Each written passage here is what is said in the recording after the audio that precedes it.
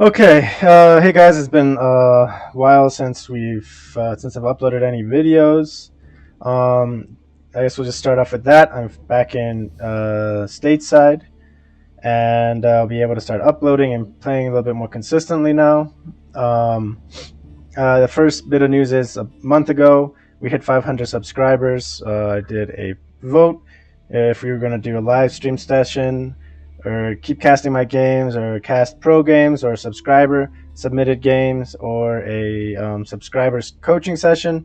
And from all the votes, the winning option was to do nothing, just keep casting my games, which works just fine for me. So maybe when we hit another milestone, maybe 1,000 or 750, we'll do another poll and see what people say. So we just got back. We don't have a mouse pad right now. Our mouse pad broke. There has been a new patch, so there's been some interesting gameplay that has happened, or like game changes that has happened. First and foremost, Japan Dark Age seems more viable. Pro Scouts has been nerfed a little bit, and a lot of people are going Pro Scouts, but it has been slightly nerfed, which is good. And so this was my first game back. I just played it.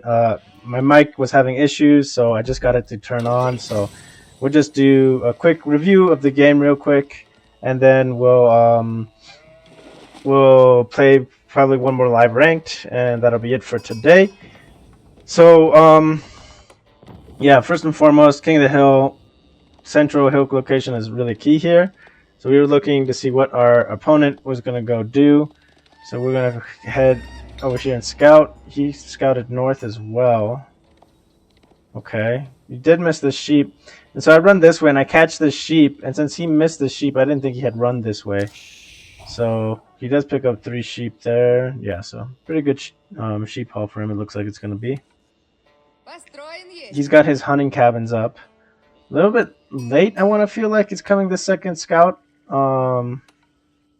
But I can't be too sure. I'm pretty sure you're supposed to build the first hunting cabin with 2 villagers.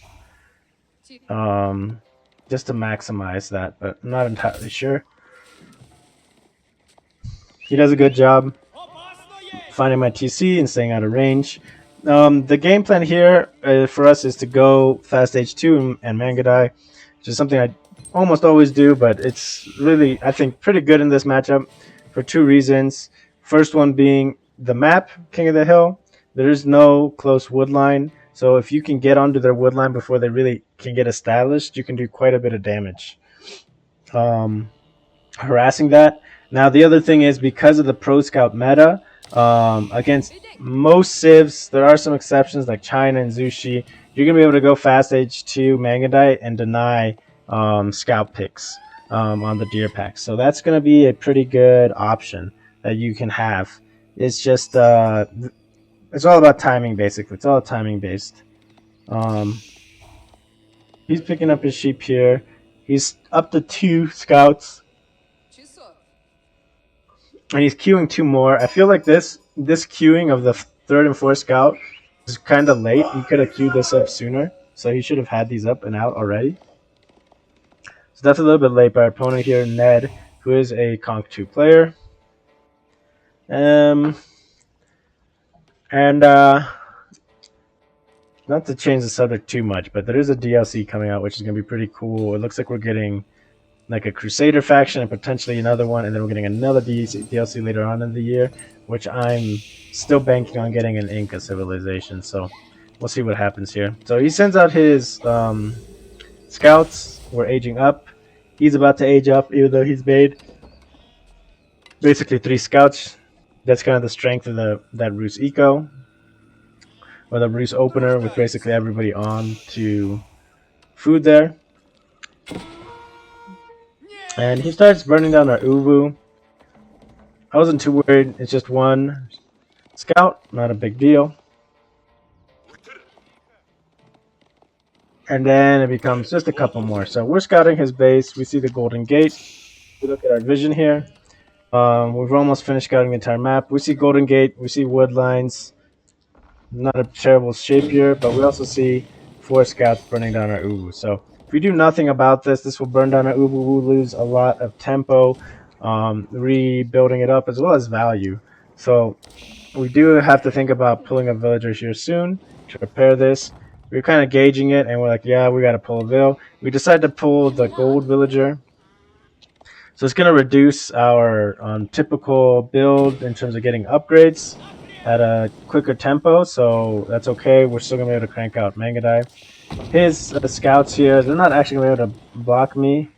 I just try to bait some attack moving from him, but um, he kind of commits to it at the very end there. But yeah, not a big deal. We can see from the timing here with the Uwu, we're going to start building this. We told all the 4 villagers to start building. Khan is coming back to drop off these 4 sheep. This archery range coming up is pretty much the most important part. And we're going to be cutting it close here. But we know we're going to be able to start repairing this. And we should be able to keep it alive. I did get a little worried here, so I do believe I pull a villager. Yeah, I pull one more villager to help repair. Because it gets, it can get pretty sketchy once you're on fire and you got 4 units torching it, so... It was going down in HP. Now with 2 villagers, it will out-repair his scouts, especially since they started meleeing my villager. So here he re-aggroes it. But now we've got our Mangadai out, bringing our Khan back. And yeah, he's got 4 sheep here up for the grabs if he doesn't react in time, right? So a little bit of missed micro here with our Mangadai. We should have been out in front of this and been able to shoot basically this whole time. We decided to drop the attack arrow. I think if I had used the movement speed arrow, it would have been better. There was some derping happen here, and that movement all the way down to the south, which was really bad. So he is reacting. We can see here, we had no idea, but he's reacting appropriately, making archers. And we'll see. He does not have pro scouts yet, but that is his goal, right? That's what a lot of players are doing these days too, so we kind of expected that. So we're rallying our second bunch of Mangadai to the other batch of deer. We drop our Khan scout over on the front of his base, just to keep an eye on this front deer patch where we kind of peruse the back, and we do see archer transition already. So we do have to be careful about overcommitting into Mangadai here, and we start sending villagers onto trees, start kind of establishing our eco, right, our infrastructure. So we still have the scouting falcon here. It's about to finish. We got a couple Mangadai here protecting the south. We see his scout at the end of our vision here head to the south, so we send our Mangadai to cut off, and we're going to send our other ones to hit to this wood line to the north. The sooner we can hit this wood line, the better, to stop these archers, right, from being produced. And even if we don't completely stop it, we can get some damage in. So he's researching pro scouts right now, but he's still quite some time off of it.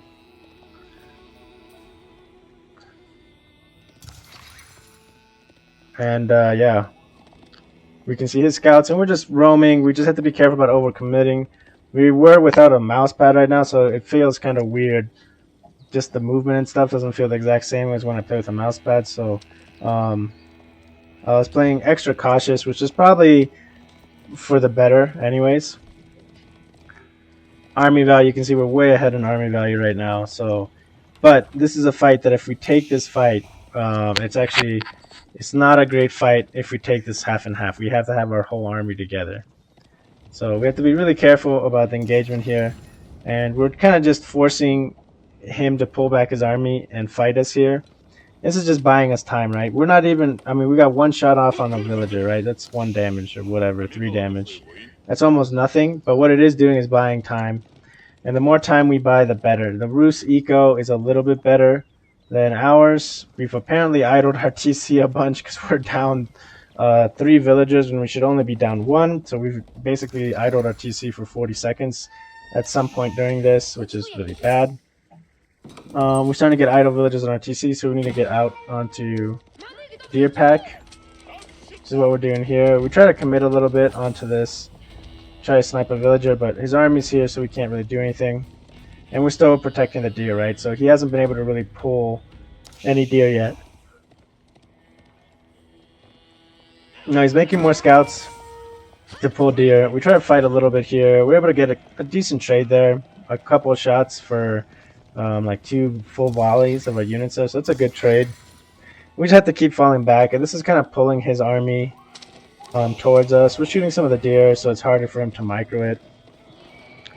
Behind this, we do have a stables up, and we've got 9 villagers on wood. We'll probably stop sending villagers on wood. Over here on the front, we can see the deer getting picked. It's not a big deal. We got these units over here at the front for the cutoff, right? So his archer mass that he has can't. I mean, it can fight us, but it'll probably lose actually against our mass. But it has to pick a spot, right? It either gotta defend this forward deer or it's gotta defend the scouts. So we commit to kill 2 scouts, which I think is a good trade there. Lose 1 Mangada. I think we're gonna lose the second one here, but a little bit of a mistake here. We need to be more aggressive with the second pack. We could have sniped another scout there, but we are getting our actual cav here in the mix now. We got horsemen and we got Keshik. He was feeling really confident and pushed out, which is a pretty big mistake here. We were able to catch up to his scouts. The little bit slower move speed is a pretty big deal. It makes catching up to your opponents a lot easier. Another scout dead, and his archers, he's just trying to save his archers from getting completely wiped here, and he loses a few. We don't have to really dive under TC range, and now we're sitting in a really good spot. We're on our own deer pack. You can see we're lacking in terms of eco upgrades, so it would be good probably to pull another villager or 2 to start getting our gold production and start getting those eco upgrades online. But we know we just took a pretty decent trade, and we figured he was going to be on mostly wood because his food is running out, so we decided to hit his wood line, and we get a really good dive here, right? We're able to kill a bunch of villagers, which equalizes our bad TC idling, which is a really bad habit that we have that still needs fixing. But yeah, we can kind of kite here, a little bit of extra range with the Khan's hunters at 5.25 range, and then once he doubles back with some of these archers, those 3 archers are able to get really easily picked off. So we have a really good idea of what he's doing. He's food starved, he's having to farm transition, and we're just gonna drop a tower on his gold now, because it's all about hunted deer at this point, right? He needs to get hunted deer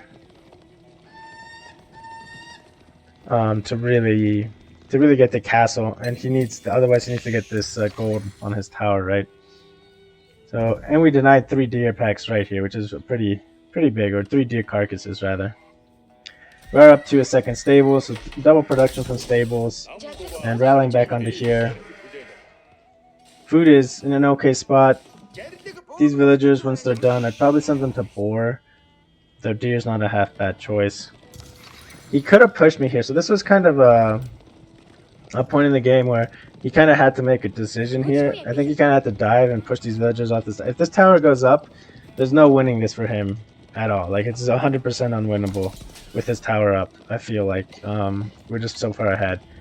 So he does let it go up, and he's just trying to bide his time and play defensively. But we've got a pretty good lead here, and I think he noticed a little bit too late that this tower went up, and he had a window to perhaps push there and force a fight. I think he still loses the fight, but it was still a chance to try to do something. We just have too many Keshik here for him to really win, and we're just double producing at all times here. Even though we're 9 villages ahead, supposedly we're only 6, 7 ahead, so we definitely had a little bit of idle. But he's also had some idle time too now because he's suffering for food. Upwards upgrade. These couple of villagers, we're just gonna collect this deer over here, and then the berries. I do believe I sent one more villager over. Yeah, this villager's heading over. We got a tower on this other gold. That'd be his window for castle, right? So army-wise, we're got a much bigger army and a lot more Keshiks, though. He is starting to mix in knights. He's mixed in a couple, and they're great units, but he just doesn't have the eco to support this, right? So, really good trade for us here. Basically, his horsemen are going to try to flank. It means his archers are going to push into our Keshik. And our Keshik were able to do quick work of his knights and push back his mass pretty easy here. And we just don't have to commit here. I think he calls GG at this point because we're just scaling behind this, right? We're going to go for Castle Age. We were stopping our gold unit production, and we're only going to produce horsemen at this point and tap up the castle, and then we could get a timing push. So that was our first match back, and yeah, the meta is pretty interesting right now. I'm not sure if I'm a fan or not a fan of Pro Scouts. It forces early interaction, but at the same time, it can be like an unsuccessful play by someone could be um,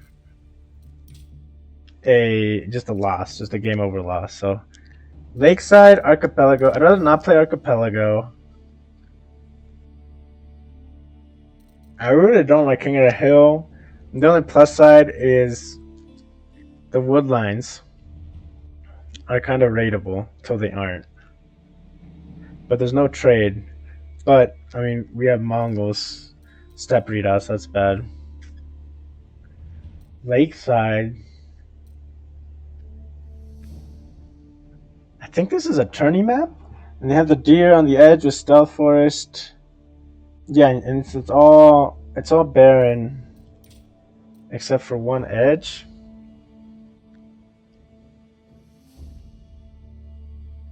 Let's hop in and see this real quick. I think that's a competitive map.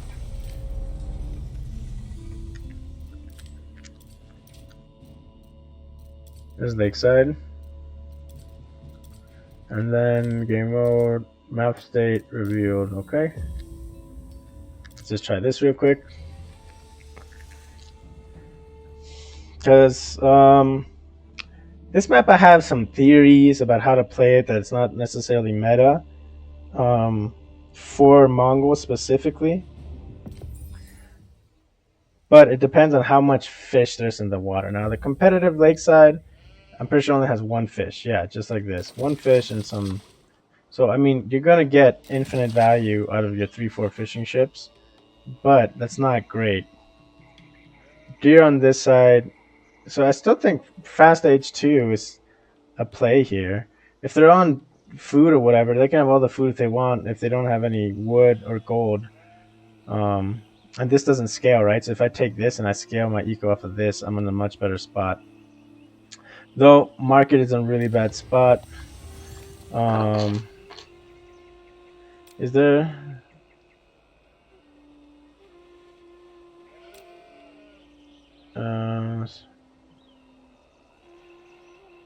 I don't think I have cheats in there. Anywho. So, I was curious what our trade would look like there. It's not very good. Create game. We'll add an AI player just real quick. Starting H2. Starting resources very high. Start game. Cheats. No, it's just to go like this. I don't want the AI to freak out and start like spamming 1,000 things and I can never trust it.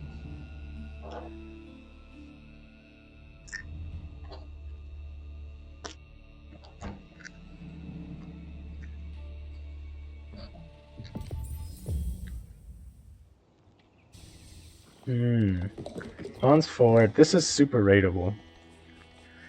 Like even a Dark Age tower drop would be super good here. Especially if they open docks, right? If they open docks, they're kind of screwed here. There is a lot of tempo. Later on. Anywho.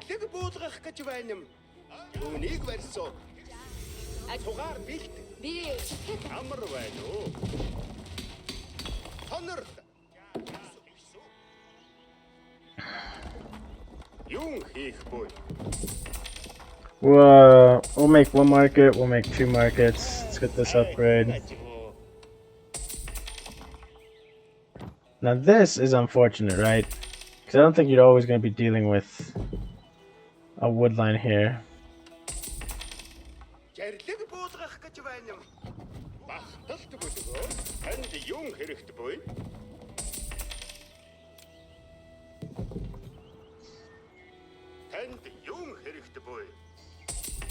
I'm just curious what our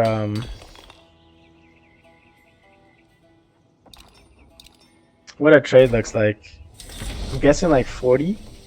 I'm guessing it's pretty shitty trade, especially if you get a spawn like this, right? I guess the plus side is with this really bad spawn, we'll be able to see what we got going on. Let's go like that.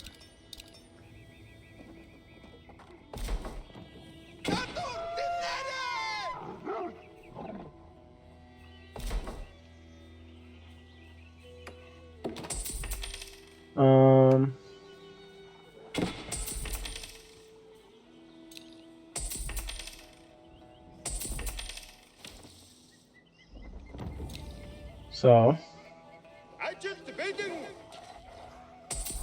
let's get our first scout and see what's going. Yeah, the A is going wild here.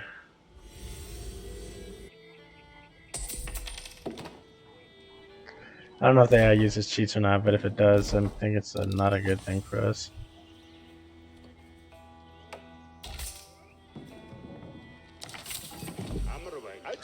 24.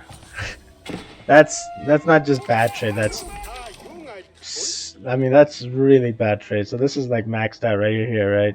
So we're talking like 25 trade. That's you can't do anything with that kind of trade.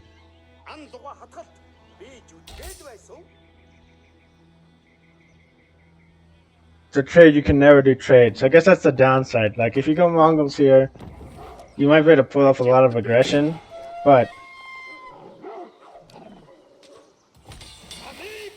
the trade is like,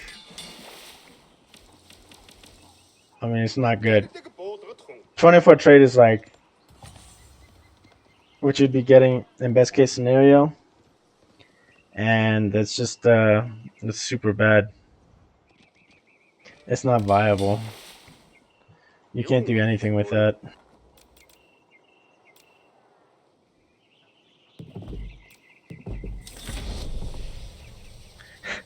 It's got imp already, goddamn. Alright, let's get a trade ship and see what we got here in water. Water is pretty standard, either side, right? We kind of get a max resources. It's not going to vary that much. Yeah, so you have to go kind of stat readout. Here's Mongols. If you go Kurotai, only if you have a really strong opener, because your trade transition is going to be dog shit. I wonder if 1616. It's not good, but at least has some viability, right?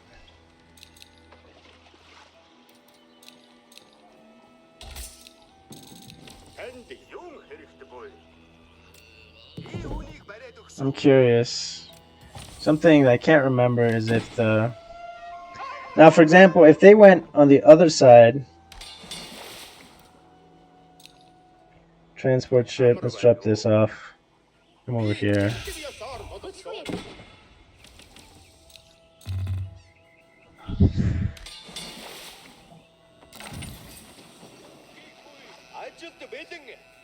Dude, I get Silk Trade. Silk Road. So it says I've got 4 traders.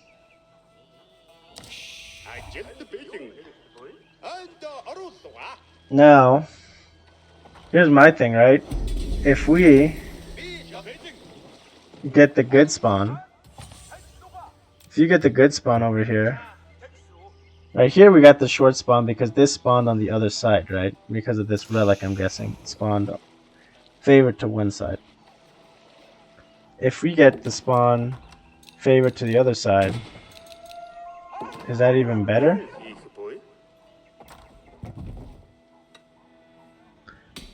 I mean, I'd assume so.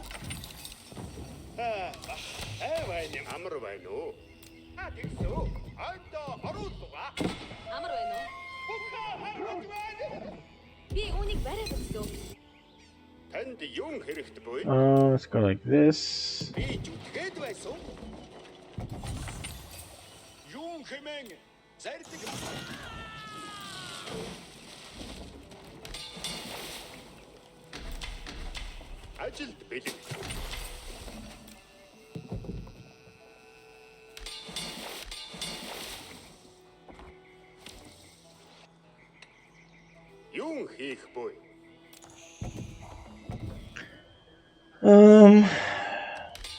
Yeah, cause 16 a trade. Okay, so these guys do get Silk Road bonuses though.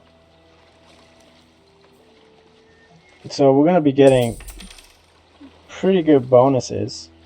Plus 10% wood, right?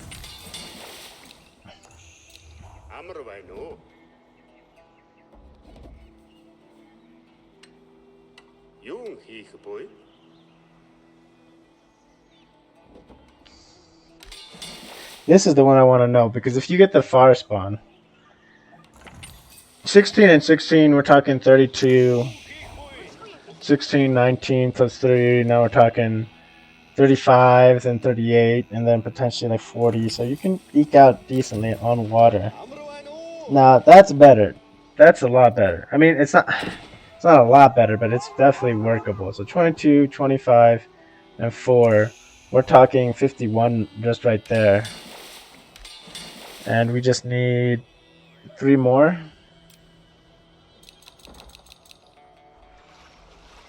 We'll fully unlock until imp, right? Once we get imp, you get the additional stone. That's an additional 10%. 13. 10% wood, 10% gold. See, he's getting 4. He's getting 4, so it'll be another 4. So 26 plus 25 is 51, plus 4 would be 55. So 55 is as good as a villager. A little bit better than a villager, basically. It's good or a little bit better than a villager. So if you get the far spawn, you can potentially trade boom on water. Land is 100% unviable. It's just not worth it at all. But you've got what? 1, 2. You got 2 binds, and you're out on the field with step readout. There isn't that much on the field, but early tempo, early aggression might be worth it. So, I thought I was gonna have more time to play, but we kind of spent time screwing around with this. I want to try out Lakes. I want to mess around with it.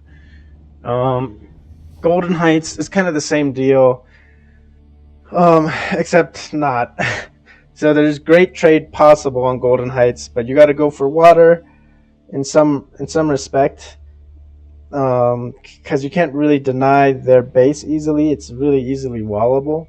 So by the time you're hitting it, you're not really doing a ton. It's one of those maps that you